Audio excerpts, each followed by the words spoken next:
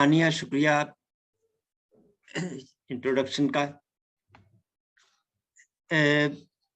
یسوع مسیح سے پہلے چند ابتدائی باتیں کہ بہت ساری یادیں ہیں اس کتاب سے مکتبہ عناوین سے متعلق۔ اس کتاب کا ترجمہ آپ کو پتہ ہے فادر ایمانویل آسی نے کیا ہے۔ اس وقت فادر آسی کراچی سیمنری میں تھے۔ یہ مکتبے کی باقاعدہ بنیاد رکھنے سے پہلے کی بات ہے، اور یہاں پر پروفیسر تھے وہ۔ اور اس کتاب کا ترجمہ کرنے کے لیے وہ عموماً آبلیٹ ہاؤس میں جاتے تھے، جو ساتھ ہی ہے گلشن اقبال میں نا۔ تو وہاں انہوں نے ایک چارپائی رکھی ہوئی تھی، اس وقت وہاں کوئی کام ہو رہا تھا، تو اس چارپائی پہ بیٹھ کے، کیونکہ ابھی سیٹنگ ہو رہی تھی، تو وہ اس کا ترجمہ کرتے تھے۔ اور بعد ازاں وہ ترجمہ جو ہے، میں بھی تقریباً روز جاتا تھا وہاں، تو جو ترجمہ کرتے تھے میں لے آتا تھا، تو پھر ہم بیٹھ کے اس پر نظر ثانی کرتے تھے کہ کس طرح وہ ہمارے بہت ابتدائی دن تھے مکتبہ عناوین کے۔ اور اس ترجمے کو ہم پھر نظر ثانی کر کے، اور ہمارے دوست تھے منور قریشی، اس زمانے میں کمپیوٹر نہیں تھا، تو ان کو ہم کتابت کے لیے دیتے تھے۔ یہ بہت عمدہ کتاب تھی اپنے عہد کی۔ میں آپ کو یاد دلاؤں کہ وہ جو زمانہ تھا وہ لبریشن تھیولوجی کے عروج کا زمانہ تھا، اور اس زمانے میں گستاوو گٹریز، بڑے بڑے تھیولوجین جو تھے، وہ مطلب ایک ٹرینڈ تھا، اس زمانے کا رجحان تھا۔ ہم انگریزی میں کہتے ہیں جی اس زمانے کو کولڈ وار کا زمانہ، یا اردو میں سرد جنگ کا زمانہ، جس کے معنی یہ ہے کہ اس زمانے میں دنیا دو کیمپوں میں بٹی ہوئی تھی۔ ایک کیمپ کی سرپرستی جو ہے وہ امریکہ کر رہا تھا، اور دوسرے کی سرپرستی روس کر رہا تھا۔ تو یہ جو نظریاتی زمانہ تھا اس زمانے کا، دنیا نظریاتی طور پر بٹی ہوئی تھی۔ اب تو خیر ایک ہی نظریہ ہے، کیپٹلزم۔ 19 تقریباً اس کے بعد جب روس سے ٹوٹ گیا ہے اور مختلف ریاستیں وجود میں آئیں، تو وہ نظریاتی دور ختم ہو گیا ہے۔ اب ہم گلوبلائزیشن کے دور میں رہ رہے ہیں۔ آپ بھی دیکھ رہے ہیں کہ اب جو تھیولوجیکل لٹریچر آ رہا ہے وہ مختلف ہے، وہ لینگویج نہیں ہے، وہ کلیشے نہیں ہے، وہ محاورے نہیں ہیں اس میں، اور پورا ماحول جو ہے نا، یہ تقریباً اس وقت تک چلا جب تک پوپ جان پال دوم کافی ایکٹیو تھے۔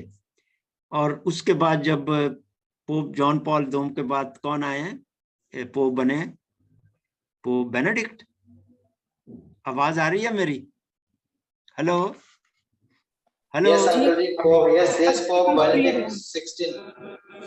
پوپ جان پال دوم سے پوپ بینیڈکٹ آئے ہیں۔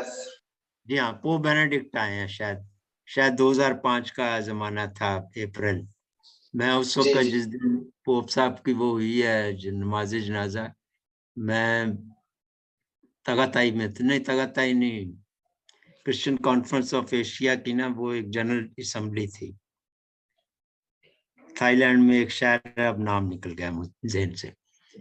تو وہاں ہم پوری دنیا سے لوگ اکٹھے تھے، تو وہاں ہم یہ تمام مناظر دیکھ رہے تھے۔ تو آپ نے نوٹ کیا ہوگا کہ پوپ بینیڈکٹ کے بعد ہمارا جو تھیولوجیکل منظرنامہ ہے اس میں بڑی تبدیلی آئی ہے، ٹھیک ہے۔ اب جب پوپ فرانسس آئے ہیں تو تھوڑا سا رجحان بدل رہا ہے، چینج ہو رہا ہے نا، ٹھیک ہے۔ تو میں یہ عرض کرنا چاہ رہا ہوں کہ تھیولوجیکل جو دنیا ہے، اس میں جو نظریاتی رجحانات ہیں وہ بدلتے رہتے ہیں، حتیٰ کہ جو علم التفسیر ہے اس میں بھی ان چیزوں کا بڑا اثر ہوتا ہے۔ تو یہ کتاب جو ہے ایک نظریاتی ماحول میں لکھی گئی۔ جنوبی افریقہ کے ایک اور بہت تھیولوجین تھے، بہت مشہور، ان کے بعد ڈیسمنڈ ٹوٹو کی ابھی ڈیتھ ہوئی ہے، بشپ ڈیسمنڈ ٹوٹو کی، وہ آئیکن تھے جنوبی افریقہ کے. اور البرٹ نولن جو تھا وہ ایک بہت کامیاب تھیولوجین تھا اپنے زمانے کا. تو یہ میں نے منظرنامہ اس لیے پیش کیا آپ کے سامنے کہ مطلب اس کتاب کو آپ ایک مخصوص تناظر میں سمجھیں کہ یہ کتاب ایک نظریاتی دور کی پیداوار ہے، اور اس میں آپ دیکھیں گے کہ جو محاورے استعمال ہوئے ہیں، جو لینگویج استعمال ہوئی ہے، وہ وہی ہے جو آپ کو مکتبہ عناوین کے ابتدائی زمانے کی کتابوں میں آپ کو ملے گی. ٹھیک ہے. اچھا، لیکن ایک جو سمجھنے والی چیز ہے میرے لیے وہ یہ ہے کہ یہ کتاب کوئی تھیولوجیکل کتاب نہیں ہے، بلکہ اس کا تعلق علم المسیح سے ہے. یہ کرسٹولوجی پر کتاب ہے. اچھا، کرسٹولوجی پر اس لیے ہے کہ کتاب شروع سے لے کے آخر تک یسوع مسیح کی ذات اور اس کے کام پر توجہ دیتی ہے، بجائے اس کے کہ کسی الہیاتی بحث میں الجھے. وہ یسوع کو تاریخی تناظر میں سمجھنے کی کوشش کرتی ہے کہ اس پہلی صدی فلسطین کا، جو میں آگے جا کے کچھ اور چیزیں عرض کروں گا آپ کے سامنے، کہ کس طرح اسی زمانے میں مکتبہ عناوین نے، اگر آپ کو یاد ہو اور آپ ضرور پڑھیں اس کتاب کو، کہ لوگ مجھے کیا کہتے ہیں، وہ بھی علم المسیح پر ایک کتاب تھی، جہاں مختلف لوگ جو ہیں، اور یسوع نے خود اپنے شاگردوں سے کہا لیکن تم مجھے کیا کہتے ہو، لوگ مجھے کیا کہتے ہیں. اور اس کو یہ کتاب جو ہے اسی تناظر میں ہے کہ البرٹ نولن تیسری دنیا یا غریب لوگوں کے حوالے سے یسوع کی شخصیت کو پہلی صدی فلسطین کی، جو پہلی صدی ہے جہاں یسوع چلتا پھرتا تھا، جہاں اس نے اپنی زندگی کے دن گزارے، جہاں منادی کی، جہاں دکھ سہے، صلیبی موت قبول کی، وہ سارا ماحول جو تھا، اس ماحول میں یسوع کیا کہتا ہے، اور اس کی شخصیت سے جو علم المسیح ہے، کرسٹولوجی جو ہے، وہ کس قسم کی کرسٹولوجی جو ہے پیش کرنا چاہتا ہے.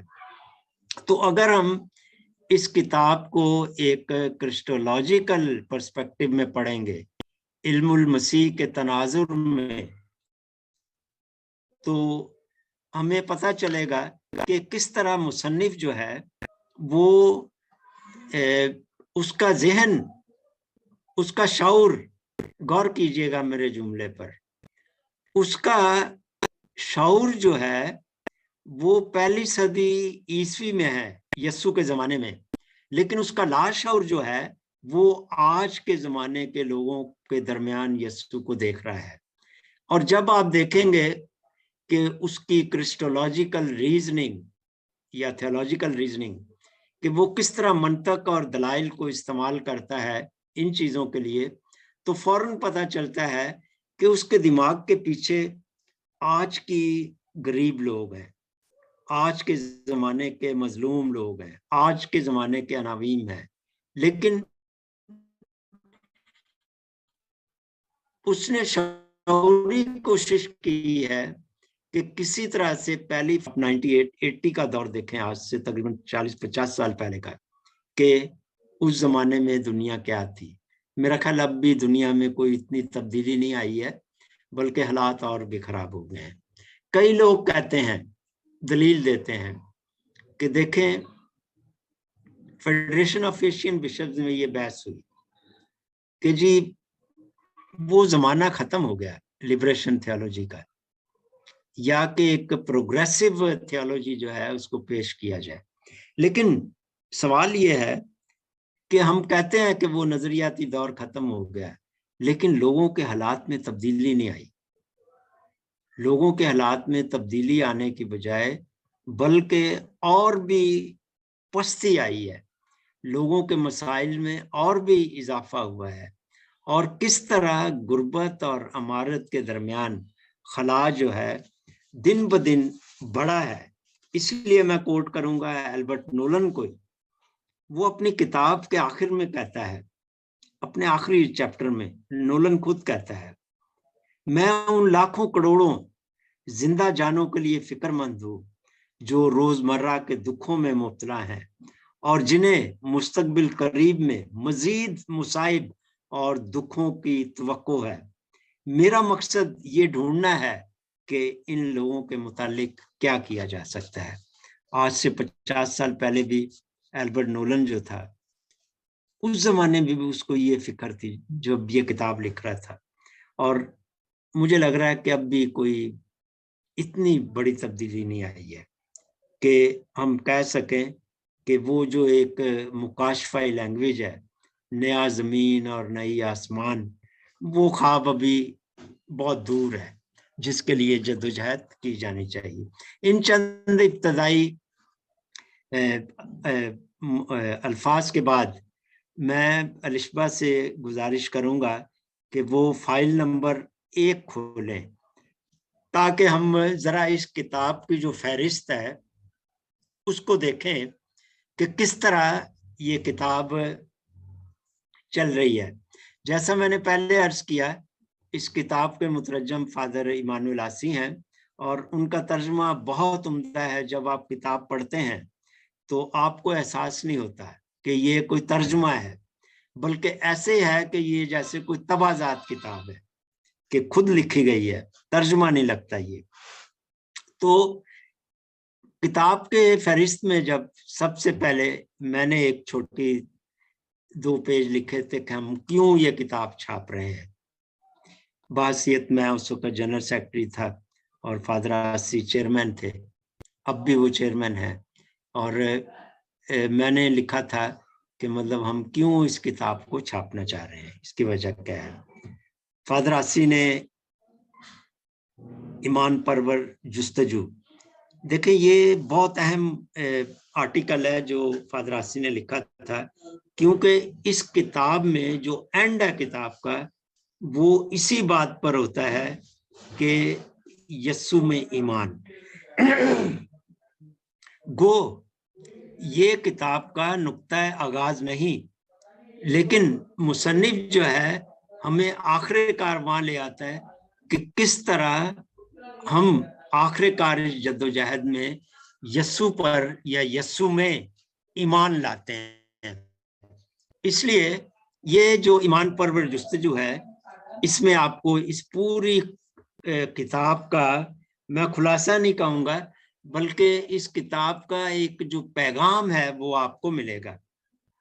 چھوٹا سا دیباچہ لکھا ہے, اس کے بعد البرٹ نولن نے, میں تیسرے حصے میں آپ سے شیئر کروں گا کہ انہوں نے فادر البرٹ نولن نے دیباچے میں کیا چیزیں لکھی ہیں. اب ہم تیزی کے ساتھ دیکھیں گے. کتاب کے 4 حصے ہیں اور 4 حصے جو ہیں وہ 19 باب میں ہیں. حصہ اول عنوان ہے تباہی اور ہلاکت, ایک نیا نقطہ نظر. اس زمانے میں یہ ایک نیا نقطہ نظر تھا, یوحنا بپتسمہ دینے والے کی نبوت. اور بڑا اچھا تجزیہ کیا ہے انہوں نے کہ یوحنا کی نبوت اور یسوع مسیح کی نبوت میں کیا فرق تھا اور دونوں کی بنیاد کیا تھی, وہ ہم آگے جا کے اس کا ذکر کریں گے. حصہ 2 میں یسوع کی عملی جدوجہد. دیکھیے غور کیجئے گا کہ یہ مکتبہ عناوین کی ٹرمنالوجی ہے ابتدائی دنوں کی. تیسرا باب محروم اور مظلوم عوام, چوتھا باب دکھیوں کو شفا, پانچواں باب گناہگاروں کو معافی. نیکسٹ پیج اگلا ہے الشفا. ہاں اچھا, میں ابھی اوپر کر سکتا ہوں اس کو. اچھا, حصہ 100 میں خوشخبری. آواز آ رہی ہے میری؟ ہلو, آ رہی ہے سر, آ رہی ہے آپ کی. ہنگوراتے دو. اچھا اچھا آ جی, رہی ہے تیسرا فادر باب. جی. اچھا جی, خوشخبری. اس باب میں البرٹ نولن نے خدا کی بادشاہی جو ہم مسیحوں کا روزمرہ کا وہ ہے نا کہنا, اس کا تجزیہ پیش کیا ہے البرٹ نولن نے, اور اس کو مختلف جہتوں سے دیکھنے کی کوشش کی ہے. مثلا خدا کی بادشاہی کیا ہے؟ بادشاہی اور دولت، بادشاہی اور عزت، بادشاہت اور یکجہتی، بادشاہی اور قوت، بادشاہی اور وقت، بادشاہت کی حقیقت.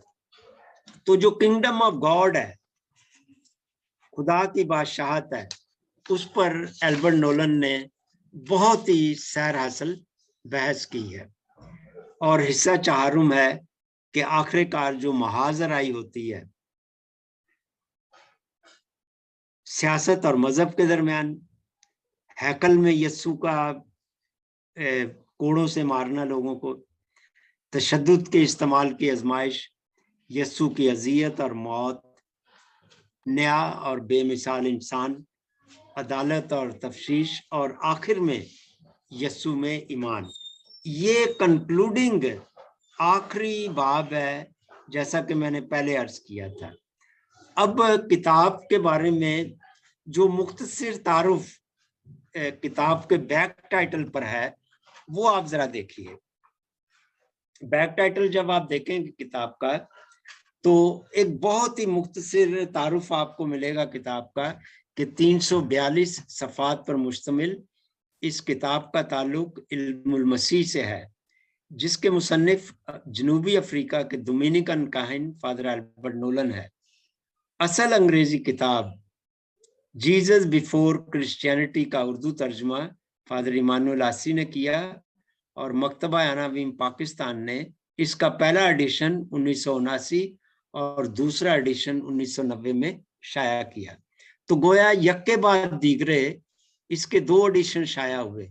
اب بھی ایک پھٹی پرانی کتاب مجھے بھیجی ہے سنیتا نے نا، میرے پاس بھی نہیں تھی. تو یہ اپنے زمانے کی بڑی مقبول کتاب تھی جو ہاتھوں ہاتھ بک گئی تھی. یہ کتاب مختصراً مندرجہ ذیل نکات پر بحث کرتی ہے کہ یسوع کرسچینٹی یعنی مسیحی مذہب کا عقیدہ بننے سے پہلے کیا تھا. دیکھیے یسوع جو عقیدہ بنا ہے مسیحیت کا، وہ بنا ہے تقریباً پہلی، دوسری، تیسری صدی کے درمیان. اس سے پہلے یسوع مسیحوں کا عقیدہ نہیں تھا. جب باقاعدہ اور پالوس نے جب ساری تھیولوجی ترتیب دی ہے اس کے اوپر، تو عقیدہ اس وقت نہیں تھا جب یسوع پہلی صدی میں فلسطین کے اندر کام کر رہا تھا. تو اس کے معنی یہ ہیں کہ البرٹ نولن نے پہلی صدی کے فلسطین کا تجزیہ کرتے ہوئے یہ بتانے کی کوشش کی ہے کہ پہلی صدی میں جب یسوع زندہ تھا اور روزمرہ کی زندگی میں گزار رہا تھا، تو اس زمانے میں یسوع کیا تھا.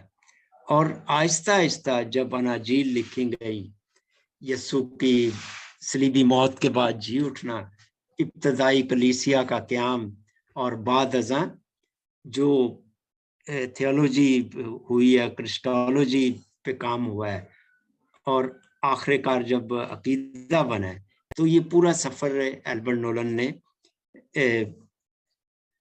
ہمیں شیئر کیا ہے ہمارے ساتھ. دوسرا کہ یسوع اپنے معروضی حالات کو بدل کر سماج کی انقلاب انگیز تشکیل نو کا خواب دیکھتا تھا. اس نے خدا سے متعلق اپنے آباء و اجداد کے نظریات اور تصورات کو یکسر بدل دیا. مختصراً یہ ہے کہ البرٹ نولن کا نظریہ یہ ہے، خیال یہ ہے، بلکہ رائے نہیں میں کہوں گا، بلکہ یہ کیا کہنا چاہیے، اس کی دلیل بڑی، اس کا استدلال بڑا اہم ہے کہ دیکھیں پرانے عہد نامے کا خدا جو ہے وہ بالکل فرق ہے. نئے عہد نامے کا خدا جس کو یسوع متعارف کروا رہا ہے وہ بالکل فرق ہے. اس کے آباء و اجداد جو نظریات رکھتے تھے خدا کی ذات کے بارے میں وہ بالکل فرق تھے، لیکن یسوع نے جس خدا کو متعارف کروایا تاریخ میں وہ تصورات بالکل فرق تھے. مطلب پرانا عہد نامہ بڑے زور شور سے خدا کو ایک جنگجو کے طور پر پیش کرتا ہے، رب الافواج، فوجوں کا خدا، لشکروں کا خدا، جنگجو خدا، انتقام لینے والا خدا. पुराने अहदनामे में, और एक खास कौम का खुदा, ठीक है जी, एक खास कौम का खुदा जो अपने आप को चुनी हुई कौम कहती है।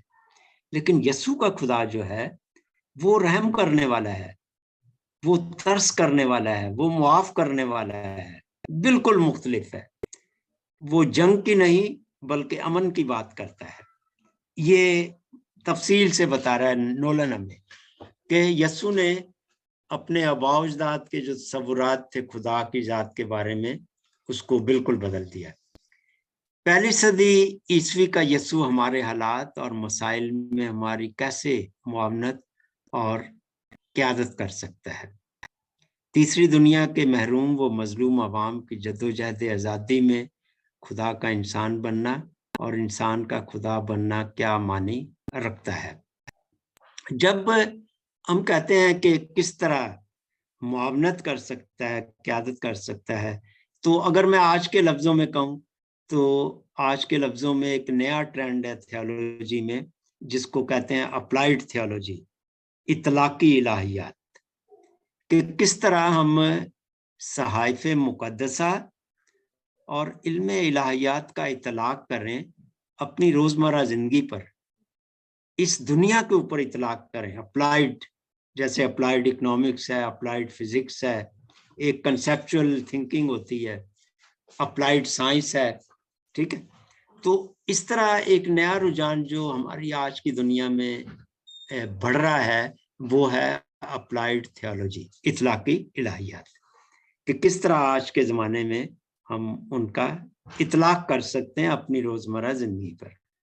और मजहबी नज़रियात, मरवजा इलाहियाती तसव्वुरात और दीनी रवायात से हटकर एल्बर्ट नोलन ने तहकीकी मुताला किया और यस्सु की शख्सियत को हिस्टोरिकल पर्सपेक्टिव, तारीखी तनाजुर में समझने की कोशिश की।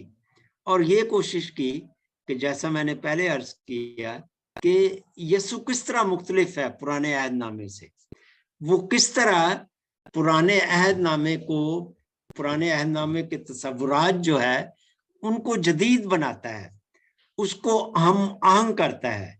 इसलिए मैं यहाँ दोहराना चाहता हूँ, एक कॉल है गुस्तावो गुटरियस का, father of liberation theology. Gustavo गुटरियस कहता है कि the word of God is required to be updated, कि खुदा का कलाम जो है जरूरत है कि उसको जमाने के तकाजों के मुताबिक देखा जाए, उसकी तफसीर जो है जमाने के मुताबिक की जाए, उसको अपडेट किया जाए मौजूदा जमाने के साथ। जमाने बदल गए, हम खुद एक नए जमाने में रह रहे हैं, साइंस और टेक्नोलॉजी ने दुनिया बदल के रख दी है, हमारी कदरें, हमारे तसव्वुरात सब बदल चुके हैं। तो ये एक मुख्तसर तारुफ था इस किताब का। और अब मैं अपने नंबर 3 लिशबा आखिरी हिस्से में मैं अपने थोड़े से कमेंट्स पेश करना चाहता हूं।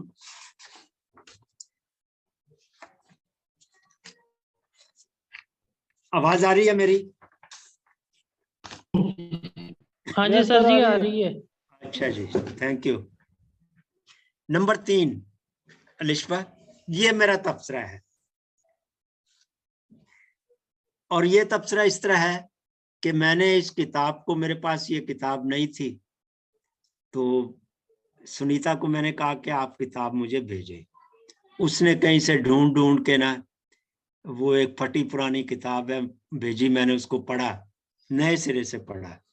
तो जो मेरे ज़हन में ख्यालात आए उस किताब को पढ़ते हुए ना, वो मैं आपके साथ शेयर करना चाहता हूँ। इसे मेरा तबसरा समझें, इसे कुछ भी समझें। बहरहाल ये हमें एक इस किताब की एक तस्वीर जो है पेश करना चाहता हूँ। इस किताब में मुसन्निफ ने यस्सु के नफ्सियाती माहौल और ज़हनी साख्त को समझने की कोशिश की है। इस सिलसिले में उन्होंने मंतकी इस्तदलाल का इस्तेमाल करते हुए ये नतीजा अख्ज़ किया है कि यस्सु की नज़रियाती और इलाहियाती पोजीशन اور اس کی تعلیمات اور عملی ترجیحات کا تعین کرنے کے لیے ہمیں یہ دیکھنا پڑے گا کہ یسوع کسی مخصوص صورتحال میں اپنی ترجیح اور چناؤ کا فیصلہ کس بات کو مد نظر رکھتے ہوئے کرتا ہے۔ مقصد کتاب کی جو پوری بنیاد ہے وہ یہ ہے کہ البرٹ نولن نے یسوع کی نفسیات کو سمجھنے کی کوشش کی ہے کہ ہر آدمی کی اپنی ایک نفسیات ہے، میری بھی ہے، آپ کی بھی ہے، ہر آدمی کی ایک نفسیات ہوتی ہے، اس کے ذہن کا ایک نفسیاتی ماحول ہوتا ہے جس سے اس کی زبان سے پتہ چلتا ہے، اس کے نظریات ہوتے ہیں، اس کی ذہنی ساخت ہوتی ہے کہ وہ کس طرح ہے۔ البرٹ نولن کا جو استدلال ہے، دلیل ہے، وہ کہتا ہے جی دیکھیں، اگر آپ کی یسوع کی شخصیت کو سمجھنا ہے کہ وہ کس قسم کا آدمی تھا تو کچھ مثالیں وہ دیتا ہے، ٹھیک ہے۔ آپ وہ کہتا ہے کہ دیکھیں ایک زناکار عورت کو لایا جاتا ہے، لوگ جو ہے اس کو سنسار کرنا چاہتے ہیں، یسوع اس کو بچا رہا ہے، اس کے ساتھ جو ہے ہمدردی کرتا ہے، اس پر ترس کھاتا ہے، ٹھیک ہے۔ یہ اس کا چناؤ ہے، ایک ہجوم ہے، اس کا چناؤ یہ ہے کہ اس عورت کو سنسار کیا جائے، لیکن یسوع کا انتخاب یہ ہے، یسوع کی ترجیح اور چناؤ یہ ہے کہ اس عورت کو معاف کیا جائے۔ یسوع کی یہ سوچ، یہ فیصلہ جو ہے وہ ظاہر کرتا ہے کہ وہ غریب لوگوں پر، مجرموں پر، گناہ گاروں پر ترس کھاتا ہے، رحم کرتا ہے۔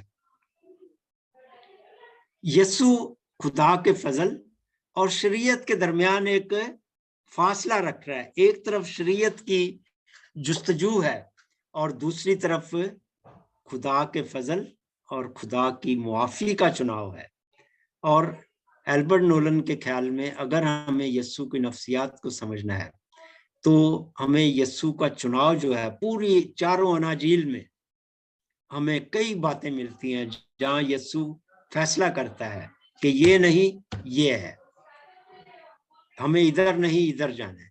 یہ جو فیصلہ ہے یسوع کا، وہ ہمیں سمجھنے میں مدد دیتا ہے کہ یسوع کس قسم کا انسان تھا، اس کی شخصیت کیا تھی، اور اس کی نفسیات کیا تھی، اس کا ذہنی ماحول کیا تھا۔ اور آج بھی جب ہم اطلاقی الہیات کی بات کرتے ہیں، اپلائیڈ تھیولوجی کی، تو وہاں بھی ہم دیکھتے ہیں کہ ہم کس طرح جو چناؤ ہے انسان کا، وہ اس کی شخصیت کا اظہار کرتا ہے۔ میری باتیں ہیں جو آپ، اور بھی کئی مثالیں ہیں۔ چناؤ دیکھیں، اسی سلسلے میں وہ رائے دیتا ہے کہ یوحنا اور یسوع کا موازنہ کرتے ہوئے مصنف رائے دیتا ہے کہ یوحنا توبہ کرنے پر جبکہ یسوع شخصی ایمان پر زور دیتا ہے۔ غور کریں ذرا، یہ غور کرنے والی بات ہے۔ یوحنا کہتا ہے توبہ کرو کیونکہ وقت تھوڑا ہے۔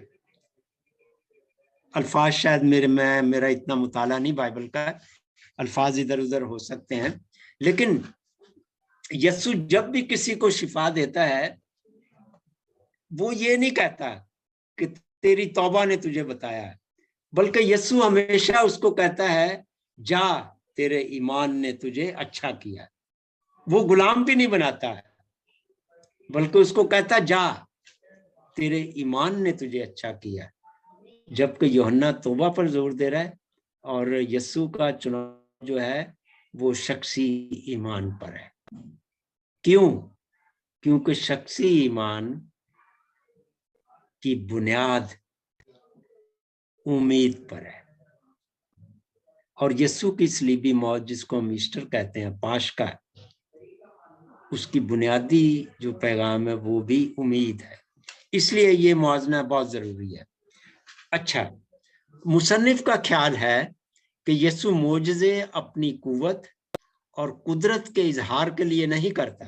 غور کیجئے گا، مصنف کا خیال ہے کہ یسوع معجزے اپنی قوت اور قدرت کے اظہار کے لیے نہیں کرتا، بلکہ وہ غریب اور مظلوم لوگوں کے لیے معجزے اس وجہ سے کرتا ہے کیونکہ وہ درد مندی کے ساتھ ان پر ترس کھا کر رحم کرتا ہے۔ شاید رحم پر بڑا زور دیا پوپ فرانسس نے بھی، ٹھیک ہے۔ دوسری طرف مصنف نے یسوع کے معجزات کی سماجی تشریح کرنے پر زور دیا ہے اور یسوع کو مروجہ سماجی اور مذہبی اقدار کے بالمقابل متبادل قدروں کا مبلغ گردانا ہے۔ الٹرنیٹیو ویلیوز، آپ ہمیشہ دیکھیں گے کہ یسوع کی شخصیت میں جو الٹرنیٹیو ویلیوز ہے، ایک طرف رب الفاظ کا خدا ہے، وہ قدر ہے پرانے عہد نامے کی، خدا لشکروں کا خدا، لیکن یسوع جو متبادل قدر دے رہا ہے، خدا رحم کرنے والا، خدا فضل کرنے والا، خدا معاف کرنے والا، یہ متبادل ہے۔ اور اناجیل میں اس نے بہت مثالیں دی ہیں کہ کس طرح، اور یسوع خود کہتا ہے جب اس کا ایک شاگرد سپاہیوں پر تلوار اٹھاتا ہے اور یسوع کہتا ہے کیا تمہیں نہیں پتا اگر میں چاہوں تو آسمان سے فرشتوں کی فوج میرا بچاؤ کرنے کے لیے آئے۔ آپ کوئی ایسا واقعہ نہیں دیکھیں گے جہاں یسوع اپنی طاقت، معجزے، اپنی الہی طاقت کو اپنی ذاتی فائدے کے لیے استعمال کرتا ہے، کبھی بھی نہیں۔ اپنی ذاتی فائدے کے لیے وہ اس قوت کو، اس قدرت کو استعمال نہیں کرتا، بلکہ اس قوت کو غریب عوام کی خدمت کے لیے استعمال کرتا ہے، اور اس لیے استعمال کرتا ہے کہ وہ متبادل قدریں جو ہیں، الٹرنیٹیو ویلیوز، اس پر زور دینا چاہتا ہے، اس کا مبلغ ہے۔ کتاب میں شامل واقعات کا تعلق پہلی صدی کے فلسطین سے ہے، مگر ان واقعات کی تشریح و تفسیر جنگ عظیم دوم کے بعد سر جنگ کے زمانے کی سماجی اور سیاسی حقیقتوں اور غریب عوام کے شب و روز کے آئینے میں کی ہے، یعنی کلام خدا کو اپ ڈیٹ کیا گیا ہے۔ اپ ڈیٹ کے بارے میں میں پہلے بھی آپ سے گفتگو کر چکا ہوں، اس پوائنٹ کو پہلے بھی میں نے بتایا کہ البرٹ نولن کے دماغ کے پیچھے اس کے اپنے زمانے کے لوگ ہیں، لیکن شعور جو ہے اس کا، وہ پہلی صدی میں یسوع کو تلاش کر رہا ہے۔ مصنف خدا کی بادشاہت کو زمین پر خدا کی مرضی پوری ہونے سے تعبیر کرتا ہے۔ غور کیجئے، ہماری روزمرہ کی جو دعا ہے، آئے ہمارے باپ تیرا نام پاک مانا جائے، تیری بادشاہی ہے، تیری مرضی جیسی آسمان پر پوری ہوتی ہے زمین پر بھی، یہ بادشاہت ہے۔ اور خدا کی کیا مرضی ہے؟ ظاہر ہے ہماری مرضی نہیں وہ۔ اور دنیا میں گناہ، ظلم، بے انصافی اس وقت جنم لیتی ہے جب ہم خدا کی مرضی کے برخلاف انسان اپنی مرضی تھوپنا چاہتا ہے، خدا کی قدروں کے بالمقابل اپنی قدریں تھوپنا چاہتا ہے۔ اور البرٹ نولن اس بات پر زور دیتا ہے کہ دیکھیں، اگر آپ خدا کی بادشاہت کو لانا چاہتے ہیں تو آپ خدا کی مرضی کو پورا کریں زمین پر، اور جب خدا کی مرضی پوری ہوگی تو آپ خود کہیں گے کہ ایک نئی زمین پیدا ہو رہی ہے جس پر خدا کی بادشاہت ہے۔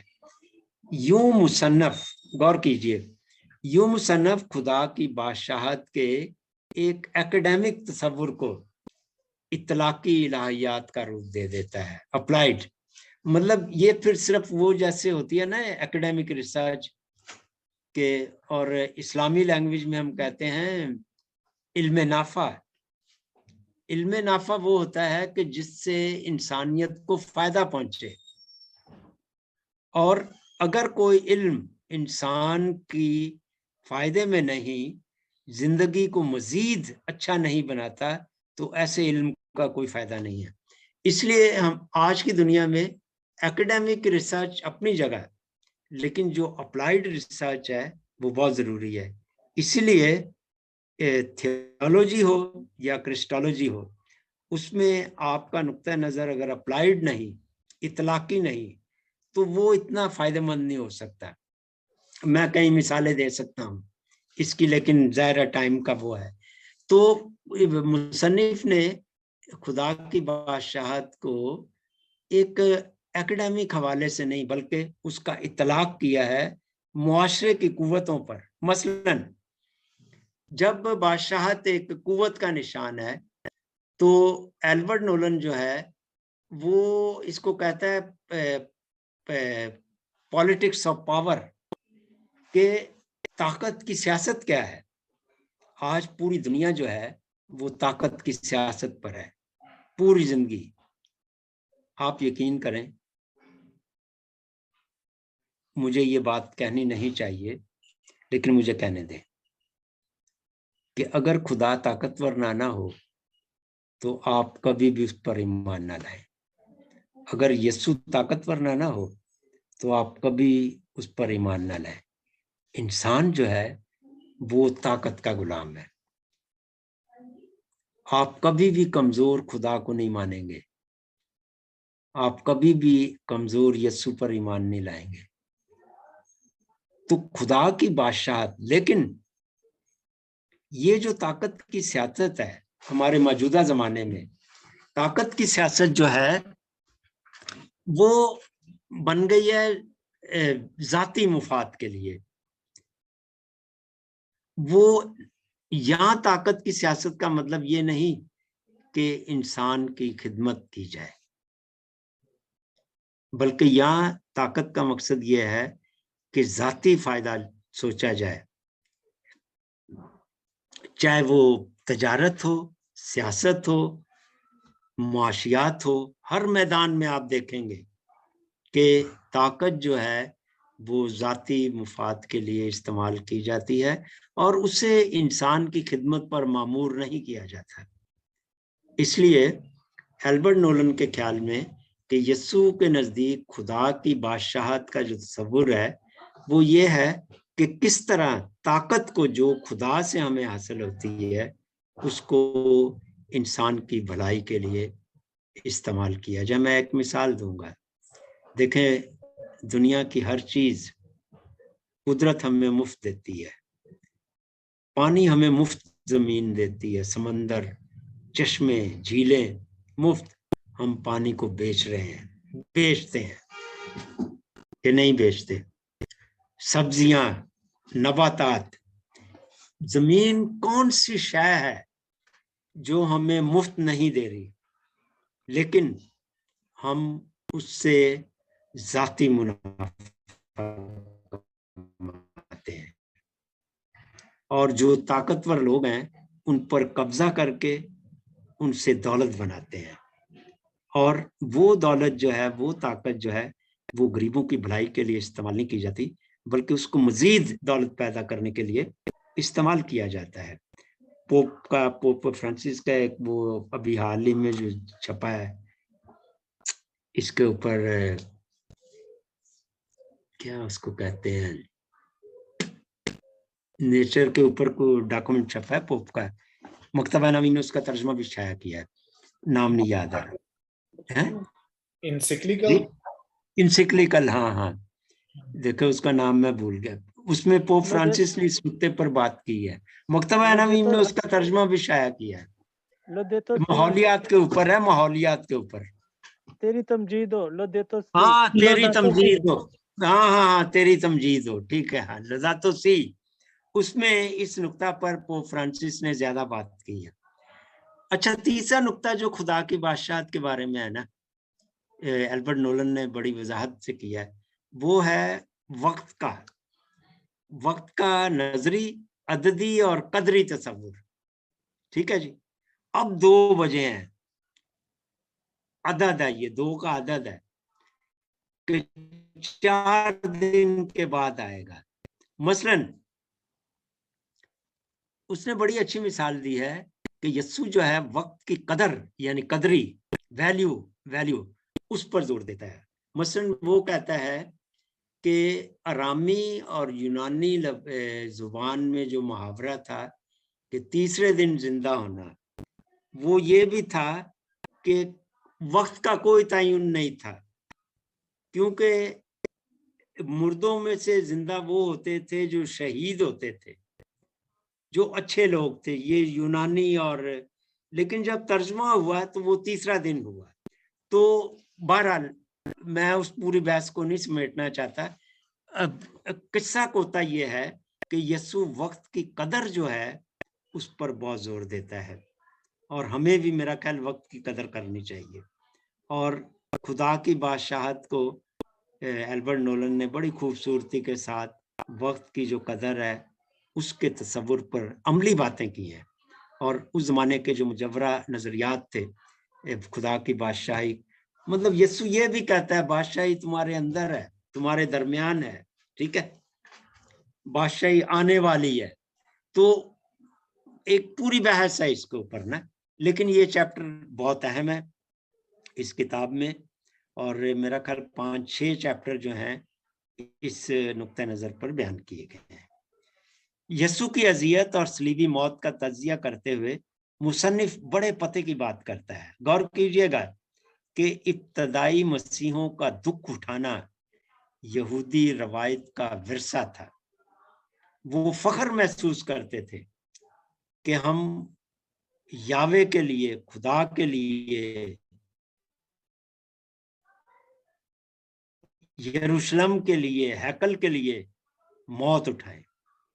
اور جو خودکشی کا رجحان ہے، خودکش حملے جو ہیں، اس کا آغاز جو ہے ان پہلی فلسطین کی یہودیوں سے ہوا تھا جو اپنے آپ خودکشی کر لیتے تھے ہتھیار ڈالنے کی بجائے. یہ ایک ہسٹوریکل پورا وہ ہے. امید ہے میری آواز آ رہی ہے؟ الشبا میری آواز آ رہی ہے؟ جی سر آ رہی ہے آواز آپ کی. اوکے. اچھا، یہ رائے پڑھ کر ذہن فوراً یورپ میں ہولوکاسٹ کے بعد آج کے ان مسیحوں کی طرف جاتا ہے جو کئی ممالک میں اقلیت ہونے کے سبب کئی مصائب اور تعصب کا شکار ہے. ہولوکاسٹ وہ ہے کہ جب جنگ عظیم دوم کے دوران جرمنی میں یہودیوں کو ختم کیا گیا، ان کی نسل کشی کی گئی، اس کو ہولوکاسٹ کہتے ہیں. اور آج بھی آپ دیکھیں کئی ممالک ہیں جہاں مسیحی اقلیت میں ہیں اور وہ بڑی خوشی سے نا ان تکلیفوں کو برداشت کر رہے ہیں، لیکن وہ خدا کو، یسوع کو نہیں چھوڑتے. ہمارے اپنے ملک میں آپ کئی گاؤں ہیں جہاں ایک ایک دو مسیحی خاندان ہیں، کبھی کوئی فادر نہیں گیا، کوئی مناد نہیں گیا وہاں، لیکن وہ اپنے ایمان کے ساتھ پختہ ہیں، ایمان کے ساتھ زندگی کے شب و روز میں دکھ اٹھاتے ہیں. لیکن حالانکہ وہ اگر اپنا ایمان بدل لیں تو کئی سہولیات انہیں مل سکتی ہیں، لیکن وہ اپنے ایمان کے ساتھ منسلک رہتے ہیں. وجہ، اور میں اس سے بڑا متاثر ہوں کہ یہ یہودی روایت کا ایک تسلسل ہے. یہودی روایت میں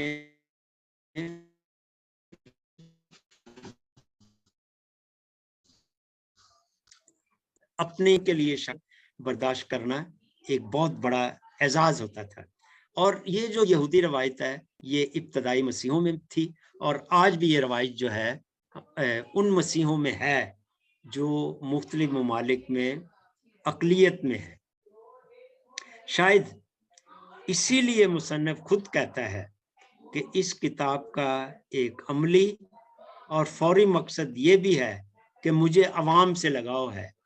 میں ان لاکھوں کروڑوں زندہ جانوں کے لیے فکر مند ہوں جو روزمرہ کے دکھوں میں مبتلا ہیں اور جنہیں مستقبل قریب میں مزید مصائب اور دکھوں کی توقع ہے. میرا مقصد یہ ڈھونڈنا ہے کہ ان لوگوں کے متعلق کیا کیا جا سکتا ہے، سوال کیا کیا جا سکتا ہے. اور آخر خود مصنف کے الفاظ میں کوٹ، اس کتاب کا بنیادی موضوع ایمان ہے نہ تاریخ. یہ اس انداز سے لکھی گئی ہے کہ کسی بھی ایمانی اور عقیدے کے بغیر इसके बरक्स भी पढ़ी जा सके। इस किताब में यस्सु से मुतालिक किसी अमर को भी जूं का तूं और मफरूजा समझकर नहीं अपनाया गया। कारी को इस बात की दावत दी गई है कि वो संजीदगी और सच्चाई के साथ पहली सदी के फलस्तीन में जिंदगी गुजारने वाले यस्सु को उसके हम असर लोगों की नजरों से देखने की कोशिश करे। मेरी दिलचस्पी मसीही ईमान के महवर और मरकज बनने से पहले के इंसान यस्सु और उसकी शख्सियत से है कि जैसे वो था। यस्सु पर हमारा ईमान आगाज नहीं, यस्सु पर ईमान हमारा आगाज नहीं, लेकिन मुझे तवक्को है कि ये हमारा नतीजा जरूर होगा। लहजा किताब के आखिरी बाब का उन्वान यस्सु में ईमान रखा गया है। शुक्रिया।